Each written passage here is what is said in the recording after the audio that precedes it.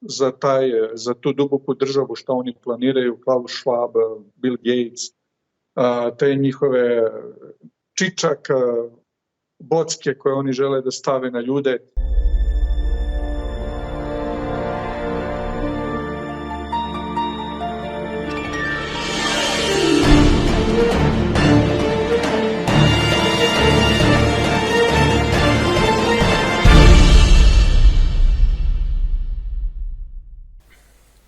Dobar dan poštovani gledalci, hvala vam što pratite i gledate kanal Balkan Apologetics, ja sam Sava i danas imam veliku čast da ugostim gospodina Gorana Nikolića. Gospodine Gorane, hvala vam što ste pristali da budete gost u našoj emisiji. Hvala i vama što ste me pozvali. Da li trenutni sukobi imaju teološku pozadinu? Pa obično kada se pogleda na prvu loptu nema, jer ovo je sukob više onako političke prirode, međutim kada se malo dublje zagrebe u pozadinu događaja u Ukrajini i Rusija, onda vidimo da je to jedna velika borba između dobra i zla i jako je povezano sa događajima vezanim za završnicu istorije spasenja i za ponovni Hristov dolazak, jer se zapravo ta agenda globalnog poretka lomi preko Ukrajine, preko tog sukoba koji se tamo odigrava i ima teološku pozadinu kada se to onako podrobno prouči, kada se uđe dublje u genezu događaja i svega onoga što se desilo u prošlosti, jer nije to sad sukob izbio juče, tek tako posvađali se pa izbio sukob, nego on ima svoju duboku pozadinu i ta pozadina je zapravo veoma mračna zato što te sile tame žele nešto da urade i trenutno se tamo vodi jedan sukob ne između te dve države koje su u sukobu, nego mnogo širi, ja bih rekao globalni sukob koji je povezan sa sudbinom celokupnog ljudskog roda. Tako da ima duboko teološko značenje, čak i eskatološko, ako posmatramo katalizu događaja, jer ovaj događaj sve katalizuje u jedan sistem.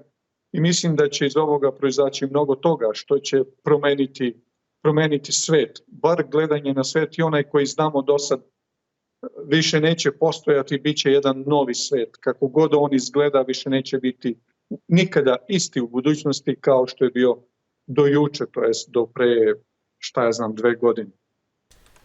Da li želite emisije bez cenzure? Naime, veliki broj emisija koje mi snimimo je na ovaj ili na onaj način cenzurisano od strane YouTube-a. Ako želite gledati emisije pre svih, da li želite da imate pogodnost gledanja emisija bez reklama, koje su jako iritantne, ako želite jedno od navedenih benefita, preporučujem vam da posjetite naš Patreon, prvi link u opisu videa. Pored navedenih pogodnosti su još mnoge, na primjer razgovor sa nama uživo, upoznavanje gostiju, postavljanje pitanja, tako da šta čekate, prvi link u opisu. Da li smo blizu drugog Hristovog dolaska?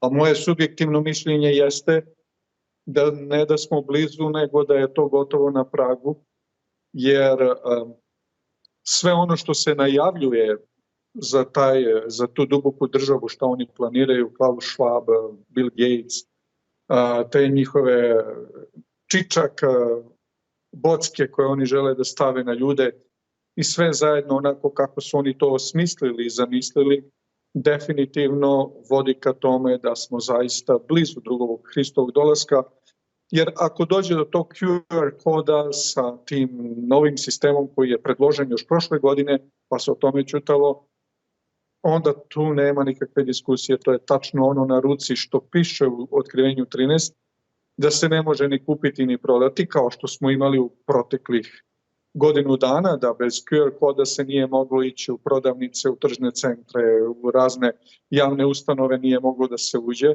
a sada bi to trebalo da bude direktno utisnuto na koži. Doduše možda ne bi bilo vidljivo za golo oko, ali za digitalne skenere bi svakako bilo to vidljivo i prepoznatljivo. I to je direktno ono što piše u Svetoj Božjoj reči, što će direktno prethoditi drugom Hristovom dolasku. Tako da verujem da smo zaista blizu tog velikog događaja, dugo očekivanog, jako dugi niz stoleća propovedanog i možda su se ljudi malo i umorili od čekanja, ali definitivno tu smo na pragu najveće promene i to će zapravo biti stvarna promena koja će zadesiti svet ponovni Hristov dolazak. Sve ovo do sad su bile promjene koje su bile prelivanje iz jedan sud u drugi sud, a sada kada se desi Hristov dolazak, to je apsolutni reset svega što. Tako da mislim, ne da mislim, nego sam potpuno siguran da je drugi Hristov dolazak jako blizu na osnovu svih parametara i zbivanja u svetu koja sada možemo da vidimo, a koja su otkrivena u proroštvu da možemo da prepoznamo znake vremena. Tako da to je više nego izvesno da je jako blizu. Spomenuli ste poslednje događaje. Da li su možda baš ovo uvod? Da li je ovo uvod u poslednje vreme? Ovi trenutni sukob. Pa ne bi se reklo da je ovo uvod. Mi smo već duboko zakoračili u to vreme. Uvod je bio mnogo ranije. Ja mislim da je sve počelo sa 2000. godinom kad je počeo uvod sa tim takozvanim prelaskom u novi milenijum, pa onda je 2012. bila onako vrlo značajna godina, olimpijske igre, majanski kalendar i velike iščekivanja koje su bile vezane za tu godinu. I nakon 2012. godine sve se odvija po veoma ubrzanoj proceduri zbivanja u svetu i nekako to ide toliko brzo i nije više uvod. Ovo je sada zapravo završnica kada govorimo o događajima vezanim za drugi Hristov dolazak, nije uvod, nego je završetak. Jer mnogi ljudi očekuju da će se sve to još nešto ispodešavati u budućnosti i hoće, ali ono što za one dobre poznavaoce biblijskih tekstova i proročanstava, recimo knjiga Otkrivenje, knjiga proroka Danila i drugi spisi iz Isaije, Jeremije, Ezekija, tih velikih starozavetnih proroka, potpuno je jasno da događaji koji slede, koji treba da se odigraju, oni su zapravo munjevito brzi. I sve se to odigrava u neverovatno kratkom vremenskom intervalu. Tako da suštinski ovo nije uvod, ovo je sada, čini mi se, završnica tog globalnog procesa koji se odigrava već dugo vremena. I zato je sam Hristos kazao tu rečenicu koja je mnoge zbunila, da on kaže da će njegov dolazak biti iznenadan.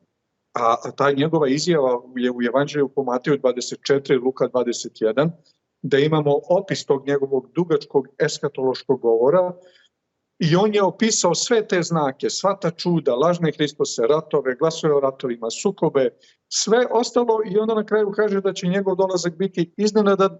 Uprkos svim tim događajima ljudi će biti iznenađeni. Zašto? Zato što ljudi ne veruju. Jer oni kažu, pa toga je bilo i ranije. Ovo što sada gledamo, znači skeptici uglavnom kažu, pa takav rat je bio i ranije, pa smo imali Pustinsku oluju, pa smo imali Vijetnamski rat, pa smo imali Drugi svjetski rat, pa smo imali Prvi svjetski rat, pa smo imali Balkanske ratove, pa pre toga su bili neki drugi ratovi. I što bi ovaj bio drugačiji u odnosu na te? Međutim, suštinski gledano, svi ti ratovi, svi ti sukobi, sva ta dešavanja, sva ta globalizacija, Ujedinjene nacije i sve institucije i poluge moći koje su instalirane do danas u svetu zapravo su dovele čovečanstvo u to stanje da se uspostavi jedan globalni totalitarni sistem koji se želi uspostaviti i sada su blizu rešenja, to jest blizu ispunjenja tog njihovog plana, ali prema proročanstvu to neće moći, tako da kada oni budu želeli baš da završe, to je ovo što se sada pokušava, sa 2020. je to počelo, 21. evo 22. godina to traje i sada bi oni trebali ove godine i sledeće da finalizuju projekat, to je taj plan globalnog reseta, međutim, bit će globalni reset, ali ne baš onaj koji su oni zamislili i zapravo taj globalni reset koji oni žele da naprave, bit će reset, ali onaj Hristov reset. I tu je surprise, to je zapravo iznenađenje koje će doći. Tako da kada govorimo ovo nije uvod, ovo je završnica, jer onog trenutka kada Gospod pokrene svoju agendu događaja, a ona je opisana i to su neverovatni događaji koji prevazilaze sve što je čovek do sad video, onda se to dešava toliko munjevito, toliko brzo, recimo 7 čaša gneva, onda imamo 7 truba koje će trubiti, to se sve jako brzo odigrava i u paraleli se odigrava na različitim meridijanima sveta u ljudskoj ravni, to se odigrava jako brzo, tako da ovo nije uvod, ovo je završnica. tako izgleda, jer uvod je odavno bio. Pa imamo i razradu koja je potrajala poprilično dugo, a sada izgleda da smo ušli u sam finalni završni čin tih dešavanja. A da li je možda neopaganizam, pošto vidimo da u svim državama ima mnogo neopaganizma i svi oživljavaju njihove stare paganske vere, da li je možda neopaganizam jedan od načina na koji će da se ujedine neznabošci pred kraj? Pa imamo više tih osnova po kojima će doći do ujedinjenja. Ono što je, čini mi se, najproduktivnije trenutno i najizglednije da se može desiti, a to je takozvani ekumenizam. Ekumenizam je stvoren tamo negde nakon 50. godine prošlog veka. Patrijarh Carigradski je odpočeo taj proces. Ideja je bila da se hrišćani nekako ujedine, to jest istok i zapad, istočno-romejsko i zapadno-romejsko carstvo da se ujedine i da to bude jedno i da se tu i protestanti pridruže. Međutim, kako je vreme odmicalo, tu su se priključivali druge religije, animisti, satanisti, protestanti, muslimani, jevreji, ne znam šta se sve nije ujedinilo. I definitivno, onako religiozno gledano, kao religiozno-politički sistem je ekumenizam, koji ima najveći potencijal, jer oni su imali niz sastanaka od te godine, pogotovo od 2000. godine pa nadalje, znači prema 2022. ovoj našoj godini, bilo je niz sastanaka i niz potpisanih ugovora između crkava, predstavnika crkava i glavni primat u tome ima Rim, Vatikan, to je ono što moramo znati. I najveću kohezionu snagu ima Vatikan zapravo, da to sve objedini, baš onako kako proročanstvo kaže da će on i imati dominantnu reč na kraju istorije spasenja. I ekumenizam je širom otvorio vrata i za paganske kultove i obožavanja kakva su postojala u starom veku. Hrišćanstvo je u mnogome prekrstilo te paganske kultove i božanstva i dalo im hrišćanske vrednosti, to jest imena apostola i šta već su oni sve to uradili. Tako da je to sada jedan proces koji ne odvija se, nego koji je skoro završen. Gotovo svi akti i podakti koji su im bili potrebni da bi se to ostvarilo, to takozvano duhovno jedinstvo, su potpisani od strane najvećih predstavnika, to je predstavnika najvećih religijskih grupa u svetu, nevezano da li su hrišćani ili nešto drugo. I definitivno to je nešto što je sada koheziona sila koja spaja to. Jer s jedne strane imamo Ameriku, Englesku i Evropu koja pokušava da politički objedini svet. S druge strane imamo Rim koji, kad kažem Rim, mislim na Vatikan, koji također želi da objedini religijski gledano svet. S treće strane imamo WTO, World Trade organizaciju, Svetsku trgovinsku organizaciju, koja pokušava ekonomski da objedini svet, i tu je Svetska banka i Međunarodni monetarni fond i još neke druge organizacije Ujedinjenih nacija, i to upražnjeno mesto, tako da je to sada nekako došlo je do sinergije svih tih različitih koncepata, platformi, religije, politike, ekonomije i svega ostalog, sinergije u jednu vremensku tačku, u jedan vremenski, i tu je došlo do sabijanja zapravo vremena u ovom trenutku i zato su se događaji jako ubrzali i čini mi se da taj globalni poredak pokušava sada, jer nema poretka budućnosti bez religije, a osnov svih ratova u prošlosti su ipak bila religiozna pitanja, koja nisu tako jednostavna i nisu tako rešiva.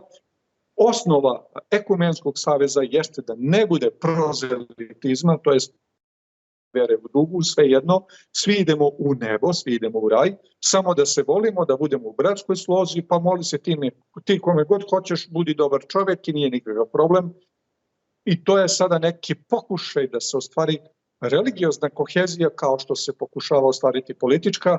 Međutim, proročanstvo je potpuno jasno. U knjizi proroka Danijela 2. glave, onaj kip koji to već, oni koji prate biblijski tekst, koji čitaju, oni to odlično znaju, da su stopala i prsti na nogama tog kipa nešto od gline, nešto od gvožđa i da se to ne može sjediniti. Dakle, postoje elementi u prirodi, u materiji koji se nikada ne mogu sjediniti međusobno, kao što je recimo glina i gvožđe.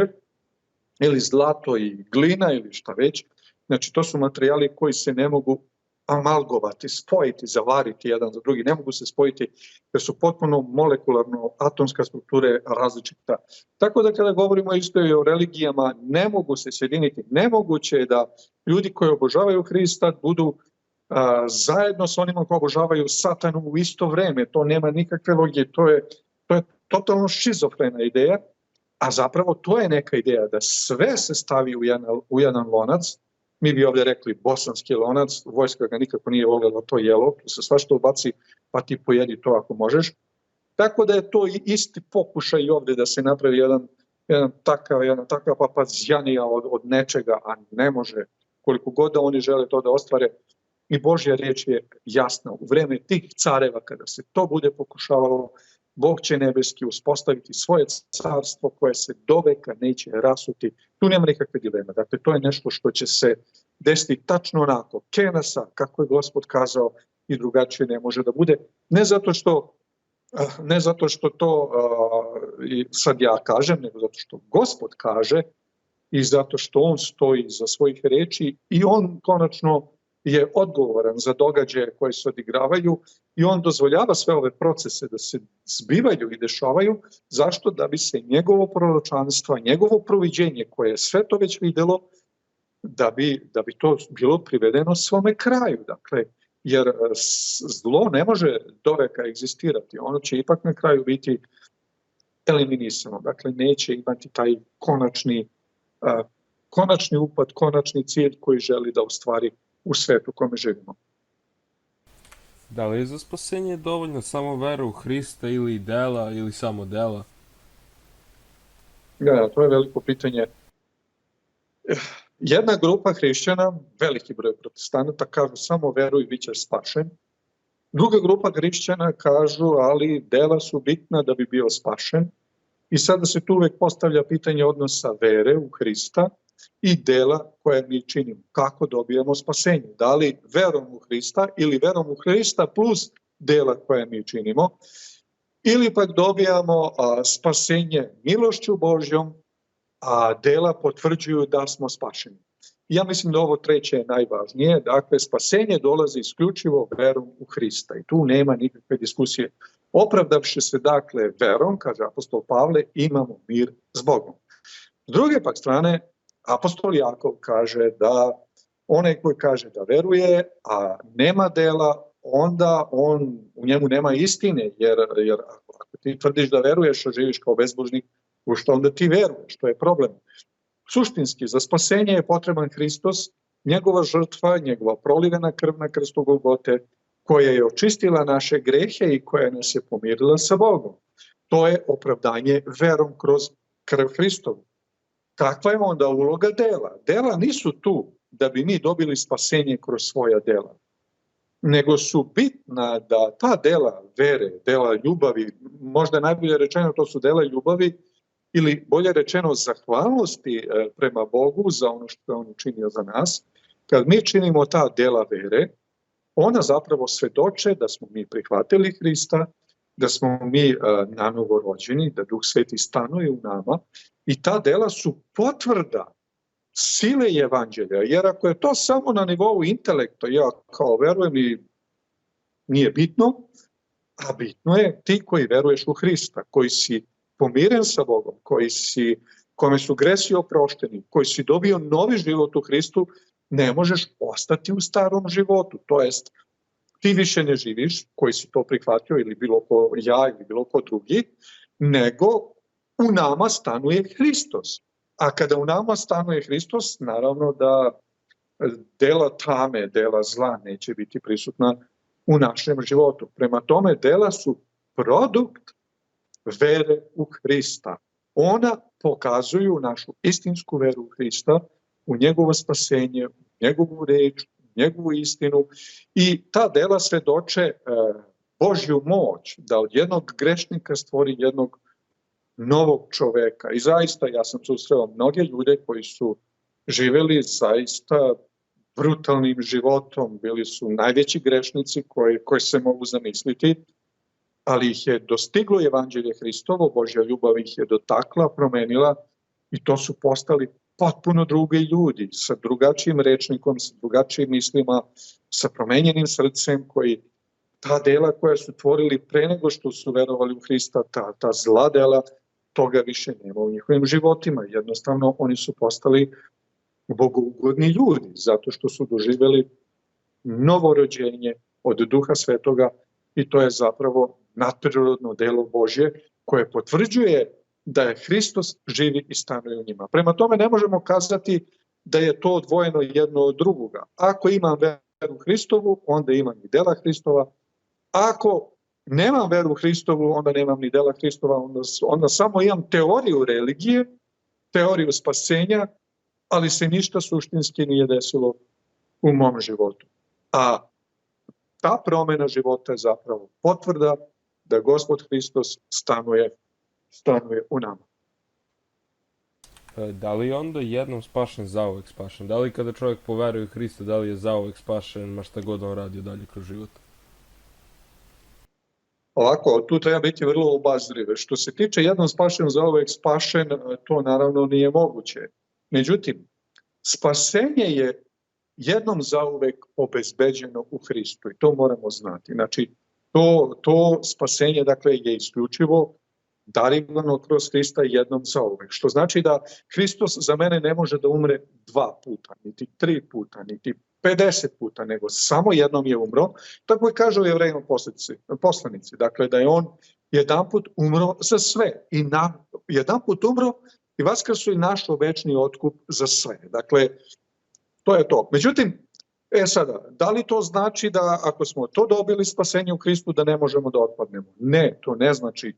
Mi možemo, imamo puno tekstova u Bibliji koje o tome govore, mi možemo da u jednom trenutku verujemo pa da onda se okrenemo od Boga neverovanju i da onda otpadnemo od Boga. Dakle, ne postoji garancija da si ti jednom spašen i zauvek spašen pa šta god ti da radiš, nego ako si jednom spašen, potrebno je da ostanemo svi mi u tom spasenju koje nam je obezbeđeno u Hristu. Šta to znači praktično? Ako sam dobio spasenje kroz Hrista, novi život, novo srce, novi um, ja naravno mogu ponovo da grešim. I Hristova krv je ta koja pere i te moje grehe koje pravim u budućnosti. Ali ako se okrenem od Hrista i kažem, ne zanima me to više, ja idem nekim svojim putem, to nije za mene, onda tu nema ništa od tog spasenja. Dakle, nemoguće je da neko, moguće je da kaže, ja znam mnoge ljude koji tvrde da su, ja sam se, kaže, spasao i jeste, ok, spašen si i Hristos je umro umjesto tebe, da, jeste, Hristos je umro umjesto mene i Hristos je otišao umjesto tebe na nebo, kaže, ne, idem i ja s njim na nebo, pa ako želimo da idemo na nebo, Hristos je dao jasne, kako da kažem, jasno je označio i u otkrivenju i u drugim tekstovima ko su ljudi koji će otići na nebo. Recimo, blaženstvo u Mateju 5. poglavlja, blago gladnima i žednima pravde, radi blago krotkima, blago milostivima i tako dalje, ili pak neće svako koji mi govori Gospode, Gospode, ući u carstvo nebesko, nego samo onaj koji čini po volji Oca mojega koji je na nebesima. Dakle, i ja ću reći, kažu onaj dan, mnogima ne poznajem vas, oni će meni kazati, ali mi smo u tvoje ime prorokovali, propovedali, čudesa tvorili, đavole izgonili, a Hristos kaže ne, ali ja vas ne poznajem. Jer zapravo oni koji su spašeni, oni imaju Hristov život u svom srcu.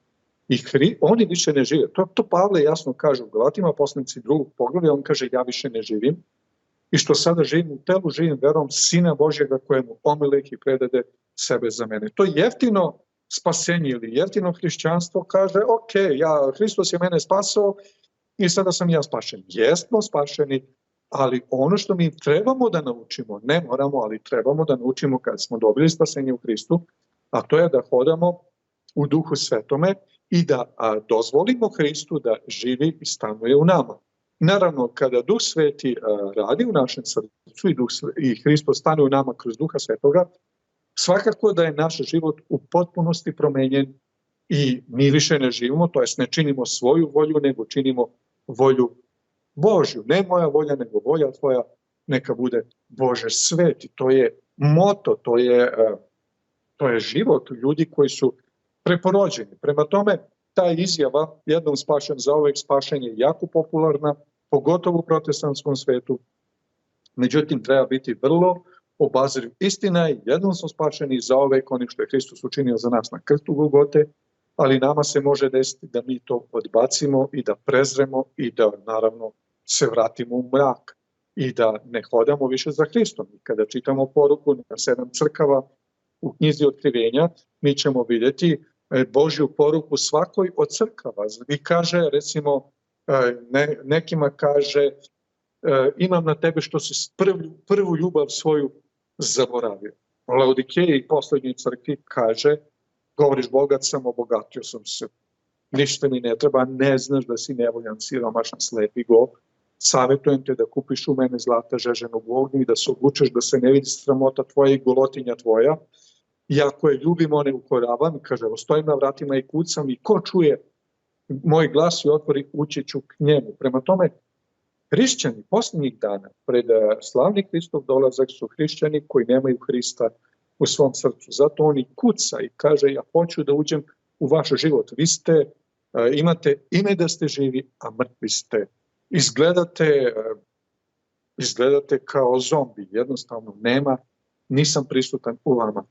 I ja mislim da je to generalno i problem hrišćanstva istočnog i zapadnog Romejskog carstva i protestantskog sveta, što ljudi hrišćani imaju obličje pobožnosti, a sile su se njegove odrekli, Božje sile, i to je ono što je potrebno, jer da hrišćani danas imaju silu Božju u sebi i kada bi se molili, recimo ovaj sukob koji se odigrava u Ukrajini, to bi stalo u roku od Gospod bi na 1000 načina rešio taj problem i sile tamo bi bile poražene trenutno, znači ne bi imale nikakve šanse. Međutim, postoji jedna totalna letargija, indiferentnost, nezainteresovanost, šta nas briga, pa šta mi imamo s tim, i tako dalje, i tako dalje. Tako da, hrišćani su danas daleko, daleko od Hrista i uopšte ne stanuju njima. Bilo da govorim, postoje pojedinci u kojima da, ali velika većina njih su samo formalno hrišćani, a nemaju gotovo ništa zajedničko sa Hristom. A evo sad da pitam jedno hipotetičko pitanje. Ako bi se ceo hrišćanski svet ujedinio i krenuo da čita Bibliju i da se moli da stane sukob i tako dalje, da li bi oni mogli da zaustave i Hristov drugi dolazak? Da, to je jako dobro pitanje. Ja mislim da ne bi bio zaustavljen, nego bi možda vreme milosti se još neko vreme produžilo.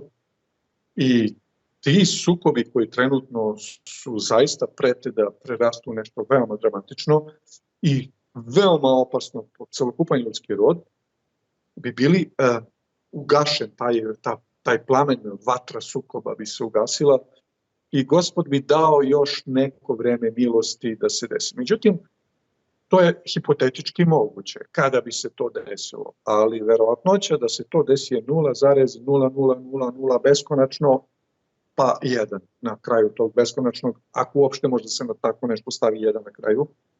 Ali definitivno mi imamo recimo 2 Jevrejina i 6 stranaka od jedan put, ili recimo imamo 3 Srbina i 10 stranaka od jedan put. Prave koalicije, njih trojica međusobno i mogu da stvore 10 stranaka. Gotovo je nemoguće da se ljudi ujedine. Kada bi se ujedinili oko Božje reči, oko Božjeg evanđelja, oko Božje istine, onda bi zaista došla jedna suštinska promjena čovečanstva. Jer evanđelje Hristovo je zapravo u prvom veku donelo tu neverovatnu promjenu koja je doprinela da se svet promenio na bolje. Međutim, danas čini mi se da tako nešto nije moguće da se desi i prema Božjem otkrivenju, proviđenje kako je otkrilo Bože šta će se dešavati. Definitivno svet ide ka onom završnom činu. Možda će se desiti nešto vanredno, mi ne znamo, nešto nadprirodno, pa da to malo probudi hrišćane, ali imali smo globalnu pandemiju, imamo sada taj globalni sukob, istoka i zapada, svetlosti i tame, i kada sve to vidimo, mi vidimo da se hrišćani ne da se nisu probudili, nego još više hrču. Najveći deo njih jednostavno čekaju onako da ovo prođe i cupkaju nogom i da nastave dalje ono što su radili pre 2020. godine, a to vreme, pre 2020. se više nikada neće vratiti. Jednostavno, to vreme je prošlo i kreatori globalnog svjetskog poretka kažu da se na staru normalnost više nikada nećemo vratiti. Ulazimo u jedan potpuno promenjeni svet transhumanizma, gdje je sve izmenjeno, gdje je sve potpuno drugačije. Tako da zaista, definitivno, bilo bi lepo kad bi se to tako desilo, moguće teoretski, praktično mislim da nije. Odakle krenuti sa čitanjem Biblije? Da li čitati od Novog Zaveta Hristov život ili čitati od korica do korica? Pa, ja mislim, Bibliju je jako teško razumeti na prvu loptu, na prvo čitanje. Zato što ona obuhvata taj istorijski period od stvaranja, to su 6000 godina istorije ovoga sveta, i teško je sve to staviti u jedan vremenski okvir te događaje. Znači imamo izveštaje o stvaranju, pa onda imamo potop, pa događaje vezane oko potopa, posle potopni svet, zidanje Babilonske kule, pojava Avrama i onda Jakova i 12 plemena sinova Izraelovih i sam taj sukob koji se tamo odigravao. A opet se istorija odigravala i okolo, dakle nije samo se sve vrtela istorija oko Avrama i oko Jakova, to jest Isaka i Jakova i 12 kolena sinova Izraelovih. I sada je to teško staviti u okvir. Međutim, ako je neko uporan, sad potrebna je zaista velika upornost da se čita od početka do kraja. Ono što je naš problem, ja mislim najveći, a to je da Biblija koju mi imamo nije najbolje nanizana, to jest knjige nisu najbolje poređane. Ja mislim da onu Bibliju koju je Miroljub izdao, ona ima tako poređane knjige kao što su u jevrijskom Tanahu.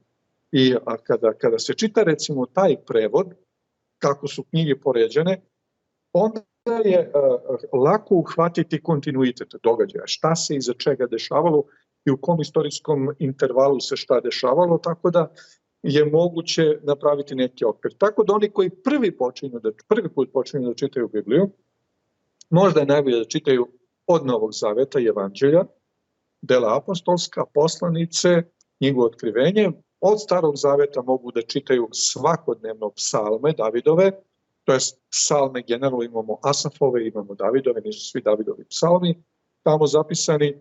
Onda recimo te priče koje imamo u Starom Zavetu o Jestiri, pa onda Danilo, knjiga proroka Danila, to je njegovo iskustvo u Babilonu, šta se tu desilo, zatim Zaharija, Nemija i sve te događaje koji su tako zapisani, koji nam mogu pomoći da razumemo neki vremenski okvir. Naravno, nije lako jer ja čitam Bibliju već 30 i nešto godina, 32-3 godine i zaista to je neverovatna knjiga. Stvarno je potrebno, ja pokušavam godišnje nekoliko puta da prođem celu od početka do kraja i uspevam 2, 3, 4, 5, 6, kad nekad sporije, nekad brže čitam, ali definitivno svaki put kad je čitam iznova kao da je prvi put čitam. Prosto naprosto tekstovi, događaji, previše istorije u kratkom tekstu. Dakle, nije kao što danas nije tako obimno pisano. Jednostavno, svaki od tih proroka Staroga Zaveta i pisaca Novoga Zaveta su veoma jezgrovitim, sažetim rečnikom, jezikom pisali pod nadahnućem Duha Svetoga i naravno potreban je veliki podstrek Duha Svetoga, to je prosvetljenje od Duha Svetoga da bismo razumeli to što čitamo, da bi razumeli te reči Isaiju, Jeremiju, Jezekilj. Ono što je najbolje da znamo, a to je da znamo kada je u kom vremenskom intervalu pisana koja knjiga. Jer to je, Biblija je zapravo kanon starozavetnih i novozavetnih spisa koji su pisani u potpuno različitom vremenskom periodu, ljudi koji neki se nisu poznavali uopšte međusobno, ali vidimo jednu koherentnost unutar tog teksta, a to samo znači da ih je isti autor inspirisao. Gospod je taj koji je inspirisao sve autore Svetoga pisma i zato je ono ima toliku težinu u odnosu na bilo koju drugu svetu knjigu koje nemaju tu težinu i nemaju tu vrednost, ni istorijsku vrednost i ono što je možda u Bibliji što je izdvaja posebno u odnosu na bilo koju drugu knjigu jesu proročanstvo u njoj koja mogu da se istorijski proveravaju, da li su tačne ili nisu tačne. I mi vidimo da proročanstva knjige iz Starog zaveta, Danilo, iz Jezekilja, iz Jeremije, iz drugih starozavetnih proroka, gde ima malo manje, ali Danilova knjiga onako je vrlo specifična. I kada tu knjigu stavimo u istorijski kontekst događaja koji su se dešavali, mi vidimo da se sve desilo tačno onako kako je Gospod otkrio Danilu, što znači da biblijska istorija je linearna. Dakle, uglavnom ljudi veruju da postoji ciklična istorija, pa se to sve nešto vrti u krug, sve se nešto ponavlja i mi kao nešto treba da naučimo, a ne, biblijska istorija je linearna, ima početak, ima svoju razradu, ima svoj kraj koji je vezan za drugi Hristov dolazak, treći Hristov dolazak i mi smo tu sada negde tu pri kraju. I što je najvažnije, istoriju koju su pisali istoričari koji nisu ni znali da postoji Biblija u to vreme, mnogi od njih, potvrđuje autentičnost onoga što je Gospod kazao. A to je prorečeno 100 godina, 200, 700, 1000, 2000 godina pre nego što se desilo. Tako da, kako kaže u Novom Zavetu, imamo najpouzdaniju proročku reč. Dobro činite što na nju pazite kao na videlo koje se svetli u tamnom mestu dok se danica ne rodi u srcima vašim. Treba je čitati svakako Novi Zavet za početak, a onda posle može Stari Zavet sa izveštajem o stvaranju 1. Mojsijeva, 2., 3., 4., 5. i onda imamo Isusa Navina, pa imamo Sudije, pa onda 1. i 2. Samuilova, 1. i 2. Carevima i onda kreću proroci, Isaija, Jeremija i Jezekilj, onda idu mali proroci i onda posle idu ovi drugi spisi starozavetnog teksta.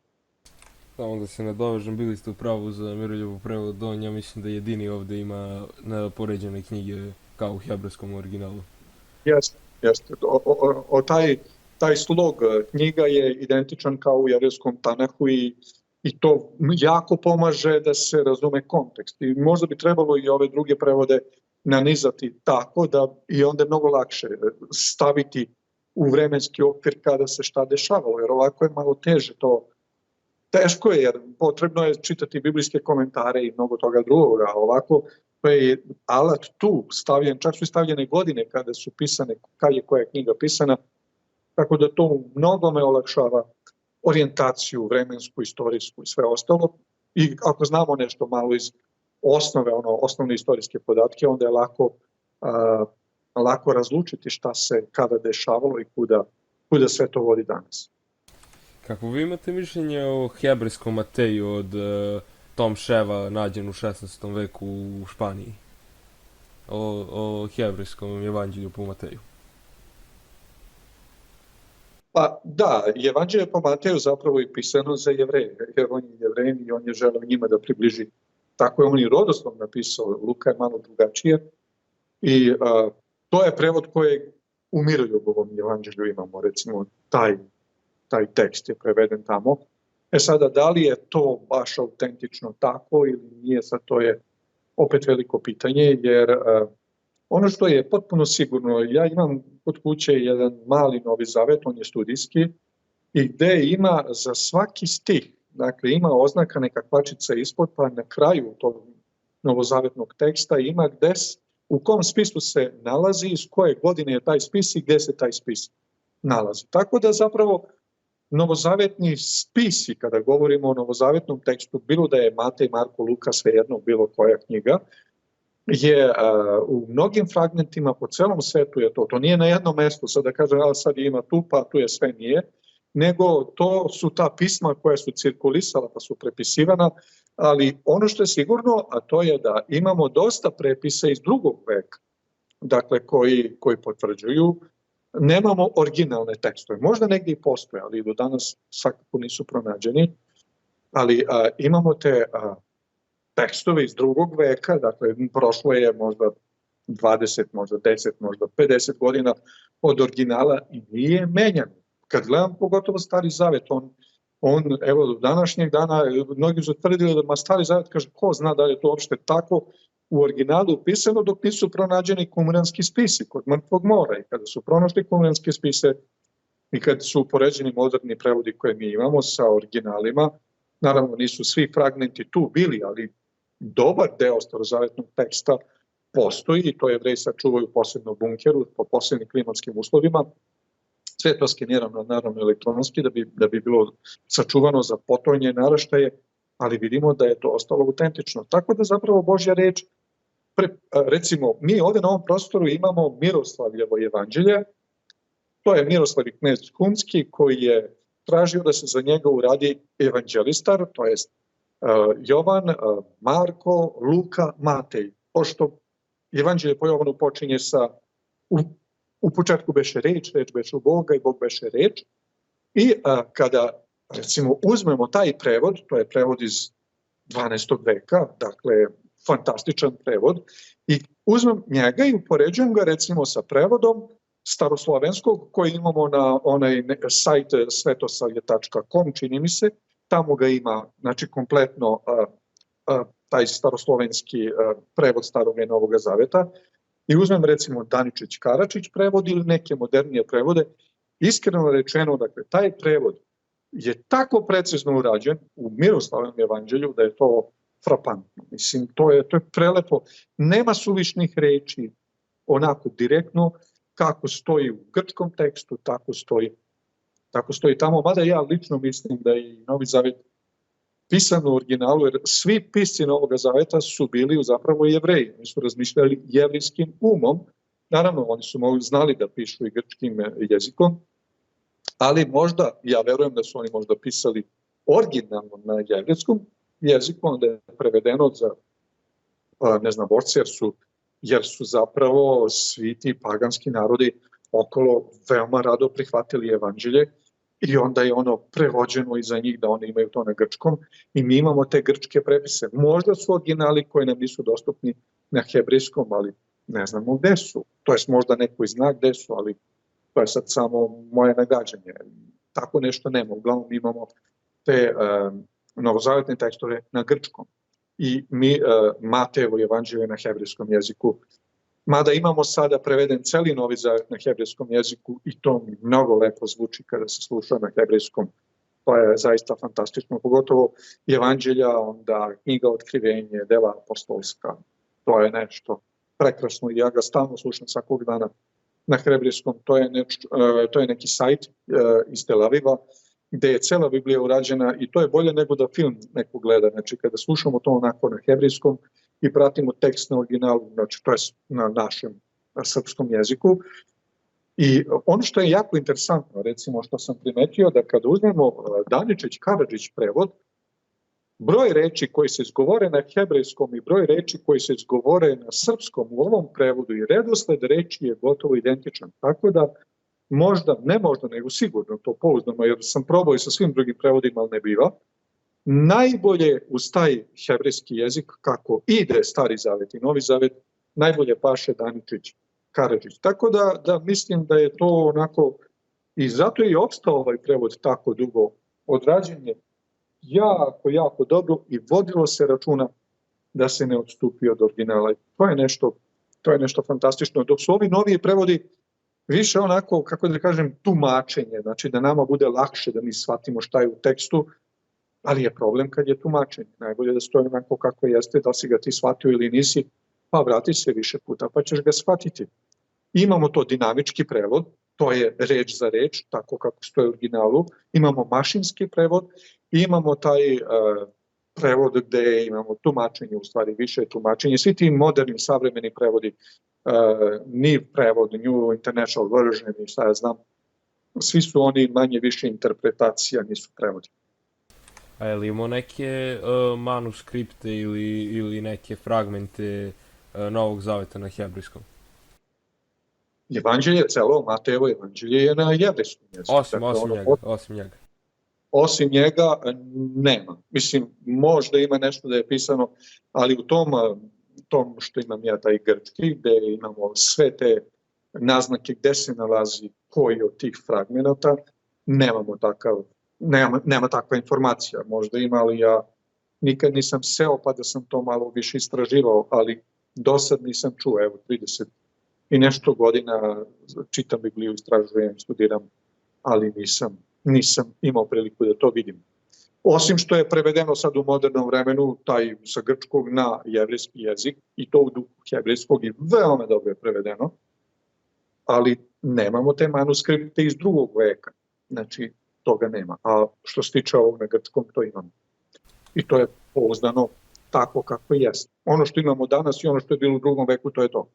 Osim ako je interpretacija teksta, ali to je onako, više nije za studiranje, nego čisto onako da čitaš i da malo nešto saznaš o Bogu, ali veoma su opasni ti prevodi koji su interpretacija. Dakle, zato što je to interpretacija prevodioca, a to nikako nije dobro, jer prevodilac nije merodavan da interpretira tekst, nego on treba da prevede onako kako je u originalu i retko koji prevodilac se usudi da radi dinamički prevod, direktno onako kako stoji u originalu, nego svi nekako žele da to malo prenesu savremenim čitaocima tu poruku teksta.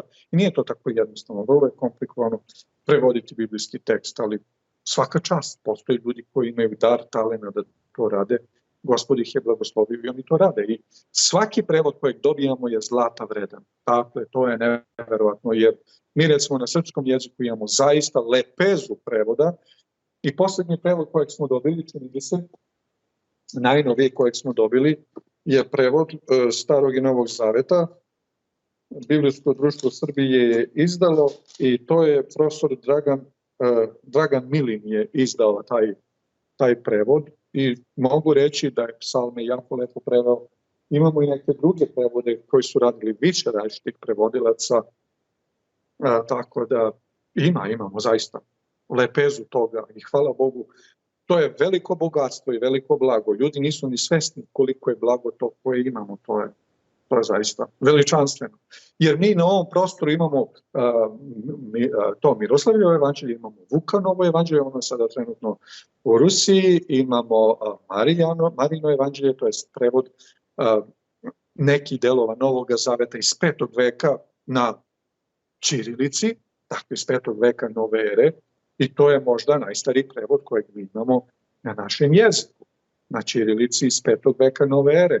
A postoje indikacije da postoji nešto iz ranijeg perioda, ali nemamo to sada, recimo ti dokumenti, ti spisi.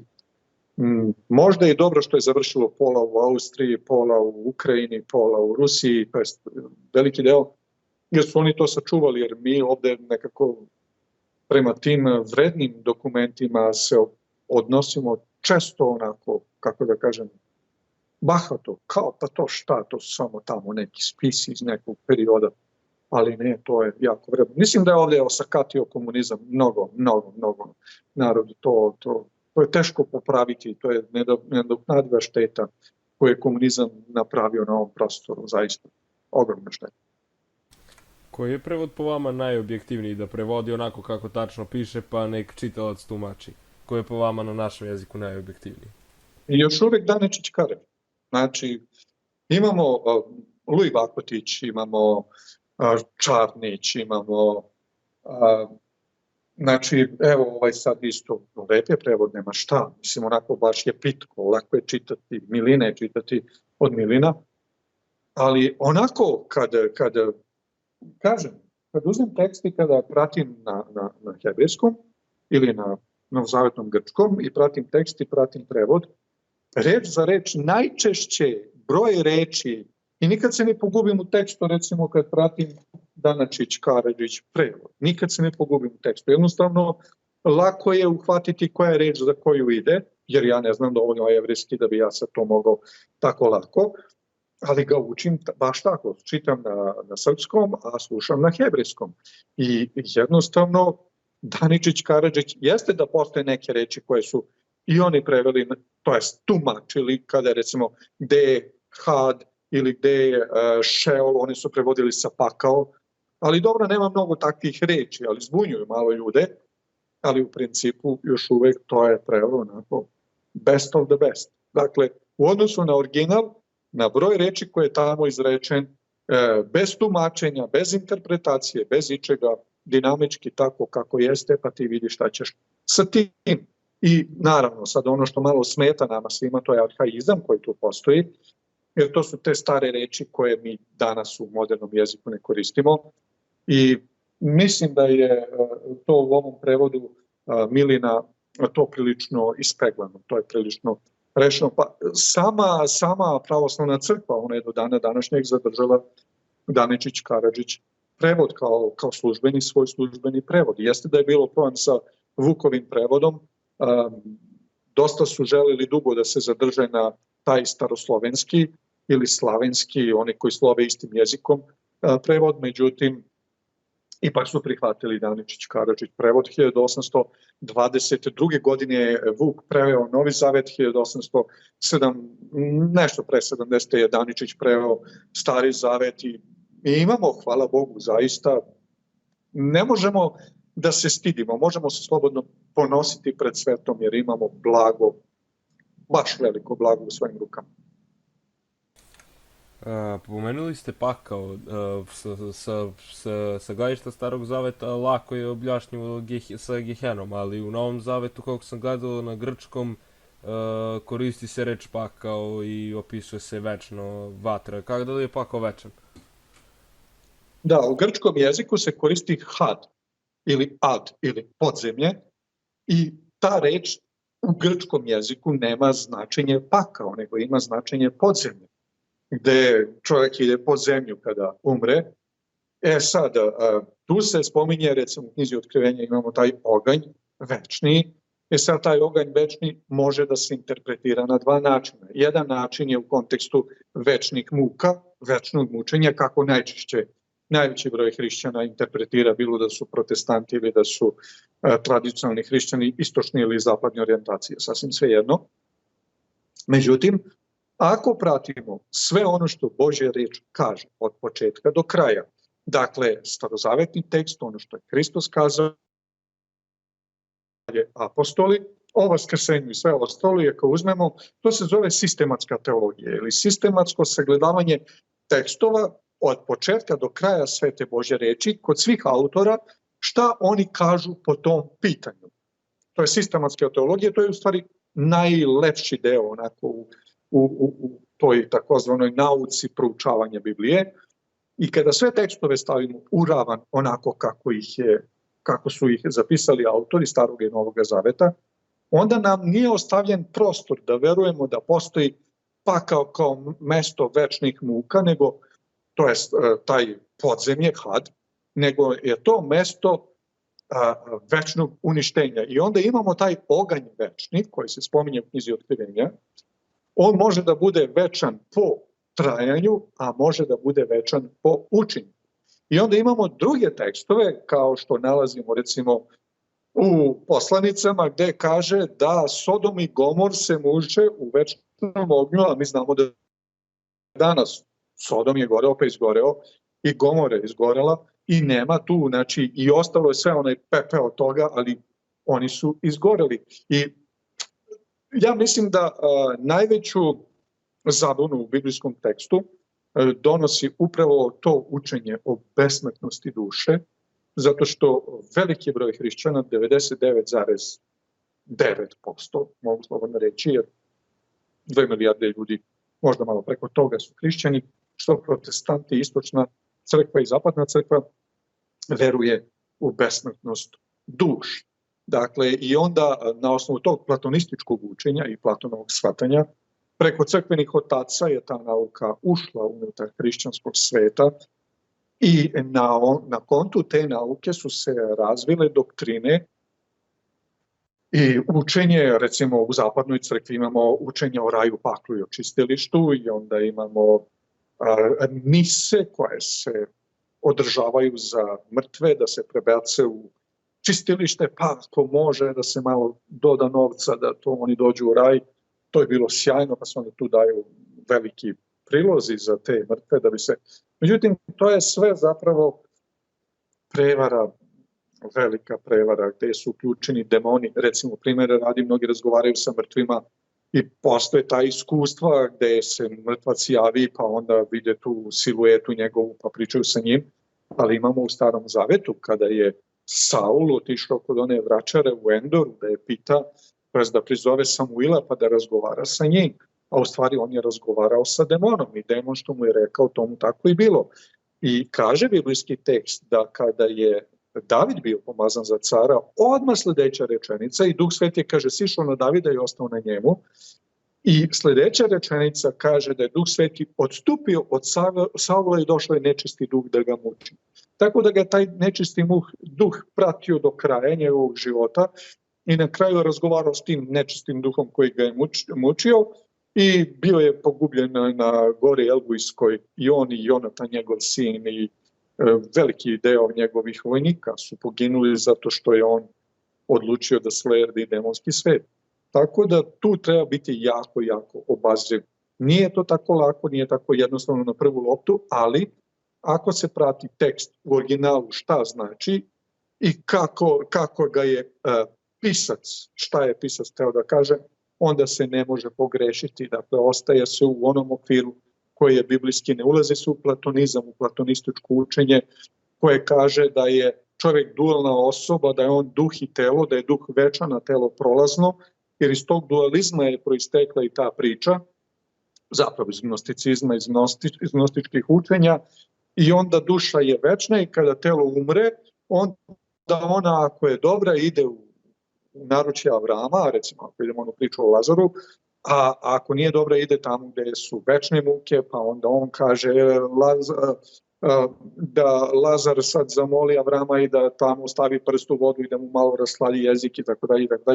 Ta priča je jako interesantna, ubogi Lazar i bogataš, priča koju nalazimo u Lukinom evanđelju. I jako je to, ima tu zaista puno detalja o kojima treba dobro promisliti i onda se to sve ne može uklopiti u priču o vaskrsenju. Iz knjige iz Korinćanima poslanice 1. iz 15. poglavlja ne može, jednostavno priča o vaskrsenju nema logike. Tako da ne treba uključiti u biblijski tekst ono što mi mislimo da jeste, nego treba da poslušamo ono što nam tekst suštinski kaže. Svidjelo se to nama ili ne. Mnogo toga se nama neće svidjeti, ali treba poslušati tekst i raditi onako kako Gospod kaže. Ja mislim da je to najpoštenije pred Bogom. Spomenuli ste kumaranske spise. Ja sam čitao, to su Svici sa mrtvog mora, ili tako? Tako je, da. Ja sam čitao jedan psalm u kom kao stoji na koje su reči dodate, koje su izbačene. I piše da je dodato u jedan psalm, to jest da je nađeno na tim svicima iz Kumrana, da je nađeno na jednom psalmu na svakoj, nešto slavite Gospoda, na svakom tekstu, između tekstova. Kao pesma je bila psalm. Da, to je ona reč sela koja se pojavljuje, negde i stave u nekim prevodima sela. To je zapravo pauza, znači čita se jedan stih ili dva stiha i onda ide sela, zapravo pauza, kada oni proslavljaju Boga i sad tu se izgovaraju neke reči, jer svi psalmi su zapravo psaltir, tako ga i recimo u pravoslavnom svetu psalme nazivaju psaltirom i oni su služeni za pevanje. Znači, kada su recimo od 92. psalma pa do 150. su psalmi za penjenje. Dakle, svi ti psalmi su se koristili kada bi u ta 3 praznika, recimo sada večeras je Pasha, kod Jevreja, i kada bi oni odlazili u hram, na hramsku goru, da se pomole Bogu i da prinesu žrtvu i da donesu desetak, recimo, za levite i za hram, za sveštenike, da se pokažu pred Gospodom, a ne smiju da se pokažu praznim rukama. I dok bi se oni sa svojim porodicama penjali gore, oni bi pevali psalme. I svi ti psalmi, onda recimo kada ih je više njih i kada su onako malo uvežbani, onda je on 2-3 stiha iscitira i onda oni proslavljaju Gospoda, da je blagoslovljeno ime Gospodnje, i onda oni opet idu dalje i on opet 3 stiha i opet 3 stiha i opet 3 stiha. I sad kako kad, recimo, ne znam kako, za koji psalam, ja nemam to zapisano, ali u svakom slučaju ti psalmi su korišteni da se slavi Gospod, dakle da se pevaju. I 136. psalam, recimo, ima jedna grupa pravoslavna, u pravoslavnoj crkvi su pevali hvalite Gospoda jer je dobar. Fenomenalno otpevano, to je toliko pevljivo, to kad čuješ kao da anđeli pevaju, mislim, fenomenalno. Tako da psalmi su pisani da bi se Gospod slavio pevanjem. naravno mogu i da se čitaju i veoma su dobri i ohrabre čoveka. Dakle, svi ti psalmi, svi se možemo naći u nekom izveštaju, bilo da je psalmu, da li je to Asafov psalam ili Davidov psalam, svejedno, a svi se možemo naći unutar toga i postoji ta reč sela, pauza za slavljenje. I to je verovatno ima u tom spisu koji je korišten baš za tu svrhu, za tu namenu.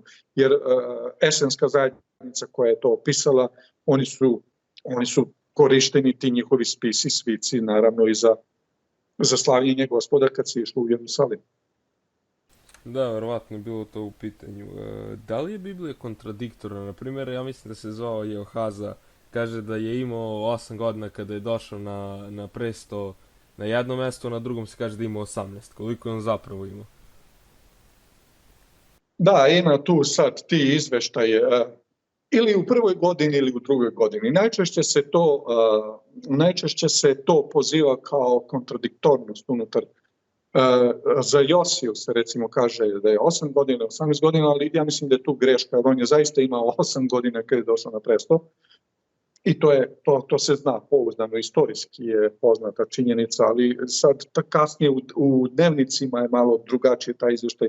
Baš sam ja to skoro čitao pa sam malo primetio taj detalj, ali ono što moramo razumjeti i to je ono što stvara mnogima danas problema, to je da recimo u toj kulturi kada je pisan biblijski tekst, ako se zacario recimo car 2022. godine u 28. decembra, onda se kaže da je to cela godina, ne da je samo 2 dana ili 3 dana, koliko ima decembra, 31 dan, da je on carovo, nego cela ta godina se računa.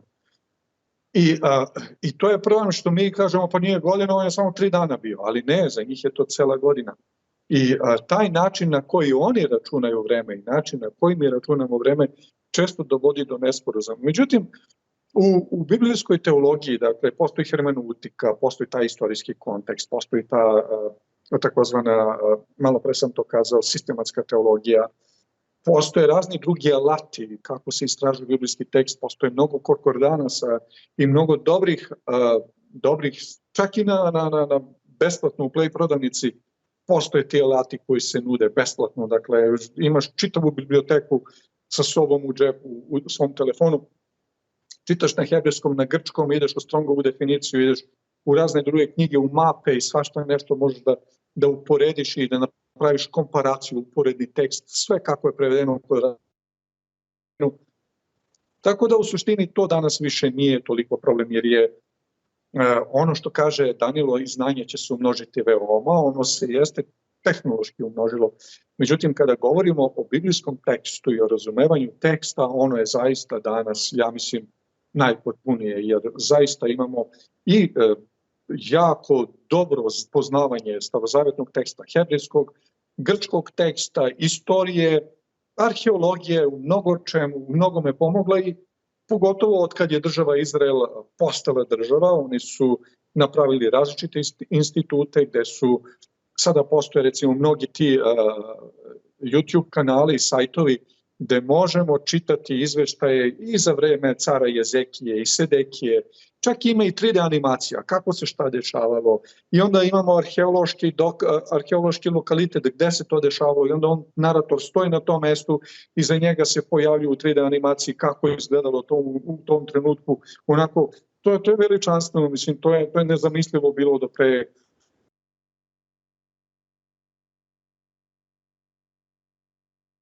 realnom vremenu. Možemo pratimo kako je građen Jezekiljev tunel, kako je voda bila dovedena do Jerusalima, kako su se odigravale bitke, šta je radio Nabukodonosor, šta je radio Asirsko carstvo, kako je napredovalo, kada je Egipat napadao, koje su zemlje stradale. Dakle, nema nepoznanica. Oni koji žele da istražuju, Biblija je knjiga o kojoj je napisano najviše knjiga, dakle najviše komentara, najviše kritika.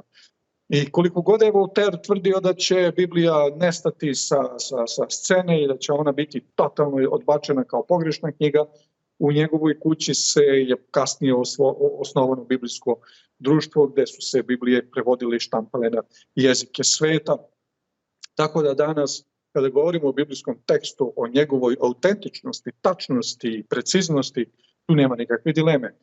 problem je što mnogi ljudi koji čitaju nemaju dovoljno znanje da bi razumeli kako to funkcioniše, ali postoje alati i postoji danas bukvalno neograničeno more informacija na YouTube-u gde su rađene sve kompletne analize svih tih tekstova i spornih mesta u Bibliji i protestanti i katolici i mnogi pravoslavni mislioci, naučnici, kako bi rekli danas, istraživači Biblije su uložili mnogo vreme, mnogo doktorskih disertacija je rađeno na različitim temama i problemima iz biblijskog teksta i sve je razrešeno, dakle nema nepoznanice, uopšte nema nepoznanice. A neki bi onda rekli da ako je biblijski tekst menjan, da je onda možda promenjena i Božja reč. Ako, na primjer, imamo grešku tu da piše da ima 18 godina kada je došao na presto. Ne, to ne menja, to ne menja ništa u kontekstu suštine biblijske. Znači, to je samo možda bude tehnička greška, dakle, ili u prepisivanju da je napravljena takva greška. Međutim, kada govorimo, recimo, izveštaj o stvaranju, Berešit bara Elohim, u početku stvori Bog nebo i zemlju. Dakle, nema tu greške, to jednostavno u svim prevodima stoji tako tekst. Sada postoji malo interpretacije u nekim delovima, da li je ta reč nebo ili je to rakija ili je to svod ili je to kupola ili šta je, ali to je sad druga stvar. Ali suštinski Biblija, ovu koju mi danas imamo, jer u Bibliji postoji jedan tekst koji kaže svako ko oduzme, oduzet će se sva dobra koja su zapisana u knjizi ovoj i svako ko dometnut će se sva zla na njega koja su zapisana u knjizi ovoj. Greška, recimo, primjera radi, jedan mali detalj, kada su Jevreji vraćeni 1948. ja mislim 13. maj ili koji je bio mesec, ne znam tačno, kada su osnovali državu Izrael ponovo, kada je uspostavljena država Izrael, oni su sa sobom doneli 1000 Tanaha. Tanah je Tora Nevim Ketuvim, starozavetnih knjiga. To su oni spisi onako u scrollu. I onda su upoređivali tih 1000 koje su oni imali. Neki su iz 10. veka, neki iz 12. neki iz 15. neki iz 9. Dakle, sačuvani originali koje su oni čuvali kao oči u glavi. I onda su oni upoređivali tekst. I upoređivanjem teksta u svih tih koliko ih je bilo, našli su samo 2 greškice. Samo 2 greške. Znači, to je neverovatno koliko se vodilo računa i koliko se i danas vodi računa da biblijski tekst ostane autentičan, onakav kakav jeste, kako je zapisan onda. A možda je zapisan sa greškom odmah u startu i tako i ostalo i nije menjan. A to su oni svici po sinagogama što imaju? Da, oni imaju to se otvori, oni to računaju kao živo biće, jer to je reč Božja, nije bilo šta. I oni kada uzmu to, oni se toliko raduju, to je nevjerojatno kao da drži dete u rukama i to je zaista reč Božja. Sveto pismo je živa reč, to nije priča o Bogu, neki ljudi dokoni pa seli pa pisali nešto. To je reč, živa reč Božja i ona kada se sluša i kada se čita i kada se istražuje, ona zaista menja život. Ona ima toliko moć da je to neverovatno i Gospod je na neverovatan, volšeban način, nadprirodan način sačuvao svoju reč neokaljanu, netaknutu do današnjeg dana. Tako da mi stvarno imamo neverovatno blago u svojim rukama što imamo sve ove prevode. To je nezamislivo. Ljudi pre 1000 godina da im kažete da će svaki čovek imati 10 prevoda pisma u svojim rukama, oni ne bi verovali, jer recimo Miroslavljevo evanđelje, koje je samo 4 evanđelja, cela evanđelja prevedena na srpski jezik koje je on dobio, da bi se čitala za praznike, to je njega koštalo kao 2 utvrđena grada u ono vreme.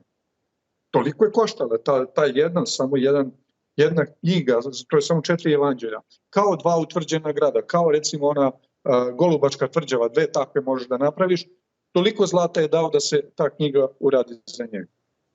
A mi dobijamo danas tu knjigu za 500 dinara, recimo 600 dinara košta Sveto pismo od Stari Novi Zavet, onako bez neke zarade, nema nikakva zarada, samo da se pokriju troškovi. Prosto mi imamo blago, ljudi nisu svesni šta imaju, nego desila se, mislim da Sotona želi danas da Bibliju spali bez spaljivanja. I zato je tu evolucija, zato je tu sav taj modernizam, postmodernizam, visoka kritika i sve ono što je bilo vezano za 20. vek i ovaj 21. Je još prokletio 20. zato što je nasledio taj ateizam, to bezumlje 20. veka i ne može se na tome ništa sagraditi, samo propast. I to je sve. Da li hrišćani trebaju držati starozavetne praznike, kao Pashu i ostale? Pa mi ne možemo i da hoćemo. Recimo da bi držao Pashu moraš biti obrezan, moraš biti Jevrein, jer ako nisi obrezan, tamo kaže da se pogubi. Ako neko ko nije obrezan, ko nije prošao mikveh, dakle tu pripremu da uđe u jevrejsku tu tradiciju, i on bi trebao da se pogubi. To piše u 2. Mojsijevoj u 14. poglavlju, ja mislim, ili 15. gde imamo opis Paske i šta se sve tu može raditi. Prema tome mi ne možemo, Hristos je Pasha naša, dakle on je naše paskalno jagnje i mi kao hrišćani, kao gojini, kao neznabošci, dakle mi kada jedemo hleb, jedemo beskvasni hleb koji je simbol njegovog slomljenog tijela i kada pijemo vino, on je simbol njegove prolivene krvi i Hristos je Pasha naša koja se zaklala za nas. I kada mi verujemo u Hrista i kada ga prihvatimo, zato on i kaže, to je Jovan zapisao pa su ga zamalo ostavili 12 apostola koji su ostali do kraja s njim. Kaže, ko jede moje telo i pije moju krv ima život večni, ako ne jede moje telo i ne pije moju krv. Kad kažemo telo, on govori o paskalnom jagnjetu koje je simbol njega. I kada Jovan vidi Hrista koji dolazi da ga on uroni u vodu, on kaže Inese Elohim i gle jagnje Božje koje uze na se grehe sveti. Kaže on ti, pa ne mogu ja tebe da uronim, da tebe krstim, ti treba mene da uroniš u vodu. Dakle, mi ne možemo da to učestvujemo, mi možemo to na neki način da obeležimo, recimo u smislu da bude recimo obred pričesti ili svete večere, baš kada je recimo Pasha, pa da na taj način obeležimo, ali ne možemo na jevrejski način, jer tamo jasno piše, ako ćemo se držati Božje reči, onda treba da se držimo dosledno do kraja. Dakle, mi smo gojimi, mi smo neobrezani, mi smo divlja maslina koja je pripitomljena na pitomu maslinu, i mi smo nakalemljeni na Hrista, dakle mi smo postali zajedničari Božjega naroda, Jevreja, dakle, ali kroz Hrista. Bez njega mi ne možemo pristupiti tamo. Dakle, treba ispoštovati to, jer naravno treba da imaš sad jagnje, zna se kako treba, onda trebaš celu noć da ga jedeš, to bi trebalo noćas, celu noć da jedeš, i to stojeći, da si onako sav obučen, i da jedeš to gorko zelje i da se ujutru spremiš da ideš na put, jer to je bilo veče pre nego što sutradan izašli iz Egipta. Bili su pušteni i više nisu robovi. Mi možemo to na neki način obeležiti, ali ne na način kako to oni čine. Jer su Pasha, onda Šavuot ili silazak Duha Svetoga ili Jom Teruah ili Jom Kipur, sve su to praznici koji nalaze svoje ispunjenje u Hristu. Recimo možemo da jedemo presne hlebove, ko baš hoće. Evo danas, pa narednih 7 dana možemo jesti presne hlebove. Recimo ako neko baš to hoće, to su beskvasni hlebovi, ne presne nego beskvasne hlebove u narednih 7 dana. Eto, to je to. To bio je recimo jedan akt, recimo, ali na način na koji to oni rade mi ne možemo raditi. Jer nismo deo i ne možemo. Prosto tako piše u reči Božje. A šta vi mislite o Talmudu? Tamo ima dosta nekih kontroverznih stvari što se tiče gojima. Talmud je nastao u Babilonu i on je u mnogo čemu babilonska, to jest paganska stvar. To ima toliko okultnog, jer u suštini Talmud i Kabala su nastali u Babilonu. I tu je spoj onoga što je... Oni su pokušali da naprave, to je ono što je komunizam danas radi, oni su pokušali da ono što im je otkriveno u Božjoj reči, u Tanah, Tora Nevan Ketuvim, oni su to pokušali da spoje sa babilonskim opojnim vinom Babilona, zato i Jeremija i Jezekilj dobro pišu o tome, i napravili su Kabalu i sada ima to onaj kabalistički krst i sad ti ideš kroz to neko i tu se nešto dešava u tebi. Talmud da, može da se čita kao pomoćno neko štivo, ali ne kao autoritet za bilo šta. Isključivo se treba držati Tanaha, Tora, Nevim, Ketuvim. To je ono što je izvorno tačno, a Talmud to ima veliki broj knjiga i ne bih se zadržao. To je kao kad uzmemo žitija koje postoje recimo u istočnom Romejskom carstvu i sada ima žitija. Tamo gde sam ja studirao bilo je to neki 15 knjiga pred 2 metra knjige, kao što su ljudi ranije kupovali za one regale pa kupe 2 metra knjige da bi stavio tamo da ima. I sad tu su razne iskustva nekih ljudi, ali mnogo od tih iskustava odudaraju, zapravo odskaču od onoga što stoji zapisano u biblijskom tekstu. Koja je bila nada posle smrti za starozavetne proroke i ljude koji su verovali u Boga pre Hrista? Pa možda najbliži tekst starozavetni koji govori o vaskrsenju, novozavetnom tekstu iz Korinćanima poslanice 15. glave jeste knjiga proroka Danijela 12. poglavlje 1., 2., 3. stih. Kaže, u to će se vreme podignuti Mihajlo veliki knez tvoga naroda zapravo, koji brani tvoj narod. Biće žalostno vreme kakvo nije bilo od kako je ljudi na zemlji. I onda kaže, i mnogi od onih koji spavaju u prahu zemaljskom probudit će se jedni na život večni, a drugi na sramotu i prekor večni.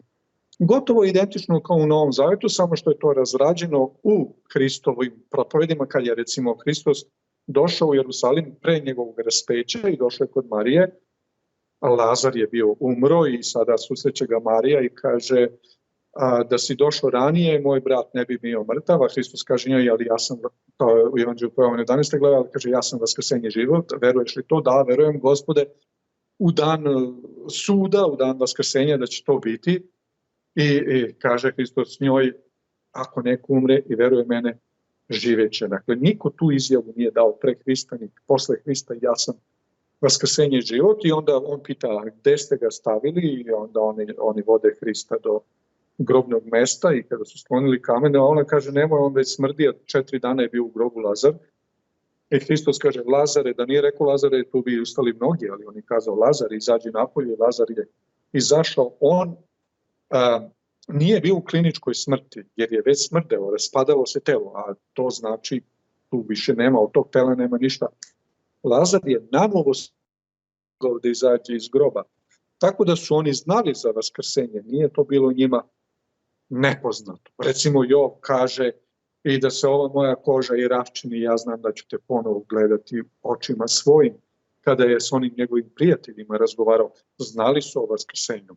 Da, oni su imali ne tako određeno i direktno kao što je Hristos govorio u Novom Zavetu, ali jer je Hristos zapravo ispunjenje starozavetnih očekivanja, ali su ipak znali. I to su vrlo, vrlo dobro znali. I to vidimo kod Jova, jer Jov je živeo pre Hrista, negde pred Mojsija. Mojsije je živeo 1500 godina pre Hrista. Jov je živeo negde u isto vreme kada i Avram. Ja mislim da su oni negde savremenici. Kada gledamo hiperhistoriji, kada gledamo poređenje tu liniju Avrama i Jova, oni su otprilike u isto vreme živeli, samo što jedan bio na istoku, pa se nisu baš susreli međusobno, ali Jov je znao, što znači da 2000 godina pre Hrista se znalo za vaskrsenje, o tome Jov govori. Kasnije to vidimo u knjizi proroka Danijela 700 godina pre Hrista i to je znao i David i Solomon i drugi carevi, dakle oni su znali za vaskrsenje. To je nešto što nije bilo njima nepoznato i u vreme Hristovo imamo dve stranke, fariseje i sadukeje. Jedni su verovali u vaskrsenje, fariseji su verovali u vaskrsenje, sadukeji nisu verovali, oni su verovali u besmrtnost duše. I onda su došli fariseji da pitaju, pa sadukeji su pitali i Hristos je zatvorio usta i jednima i drugima, jer Hristos nije išao ni po liniji sadukeja ni fariseja, nego govorio ono što riječ Božja kaže. On kaže jer Bog nije Bog mrtvih, nego Bog živih. I kad kaže tamo Avram, Isak, Jakov, oni nisu mrtvi, nego su živi u Gospodu, prema tome Bog nije Bog mrtvih, nego Bog živi, o vaskrsenju. Prema tome, znali su za vaskrsenje i sam Hristos je upotrebio tu terminologiju, jer to je znao i Avram, i Isak, i Jakov, znao je Jov, znao je znao je David, znali su i drugi starozavjetni, dakle, pisci, autori teksta. I za kraj bih vas želeo pitati, koji je najbolji argument za Božje postojanje? Hristos je najbolji argument. On kaže, ko vide mene, vide Oca. Jer o Bogu možemo govoriti u teoriji. Dakle, kada posmatramo ovaj moderni svet, onda imamo različite teorije o Bogu, ovako i onako i tako dalje i tako dalje.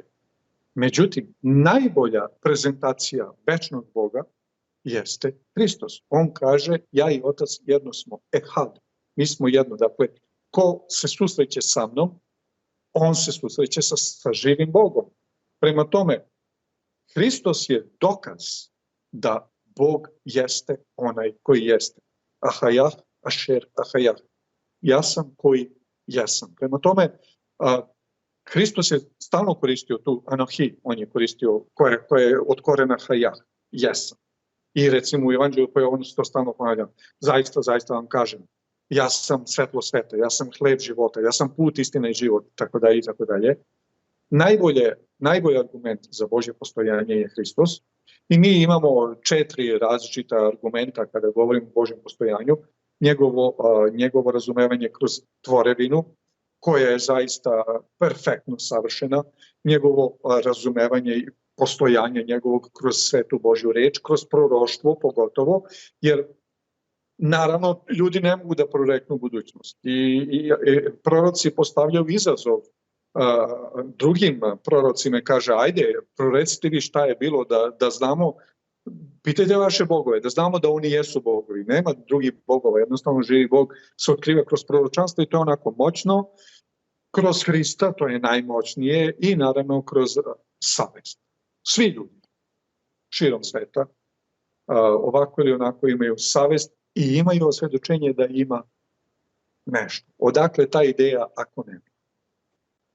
U svima postoji, bilo da su religiozni ili nereligiozni. Tako nešto postoji, oni mogu da negiraju to, ali to postoji u njima.